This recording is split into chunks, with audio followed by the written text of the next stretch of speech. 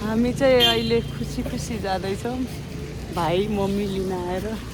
एक्कासी हिँडेको यसलाई चाहिँ मुख छोप्न मन छैन अरे त्यही भएर मुख देखाइरहेको छ के ल्याउनु भयो रे खै कहाँ छ काफल चोट लाग्ला मम्मी ए गाइज यहाँ काफल रहेछ हाम्रो लागि आएको किन ल्याउनु भएको टिपेर टिप्न सके पो त कसको मोती हुने रुखमा चढ्ने न रुख त थिए पाकेका कति पाकेका छन् हैन मलाई पनि काफल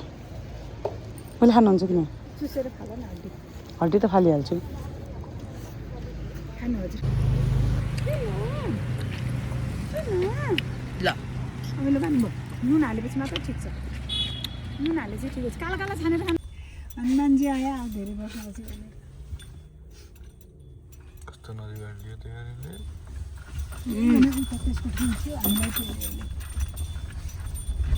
मम्मीहरू चाहिँ त्यहाँ बारी हेर्न जानुभएको छ हामी यहाँ बेबी यहीँ भएको भएर यहीँ बसिरहेको के बोलाउनु भएको थियो अँ बोलाउनु भएको छ भोलि काम छ भाइ जाने हो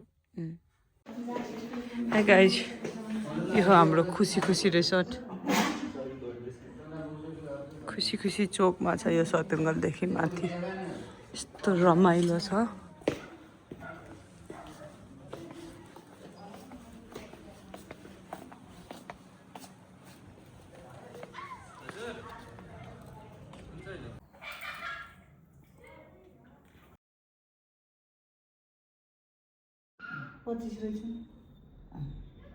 बसमा रहेछ कि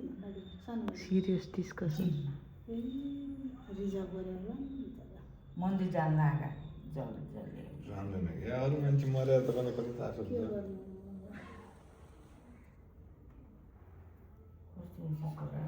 बुवा आफ्नै दुनियाँमा बुवा आफ्नै दुनियाँमा म दिनभरि पनि यस्तै देखिरहेको छु एक्लै बस्नु हुन्छ दिनमा पनि आइसकेको छ यो चाहिँ मटन बिरयानी भाइको लागि स्पेसल भ्यू हेर्दै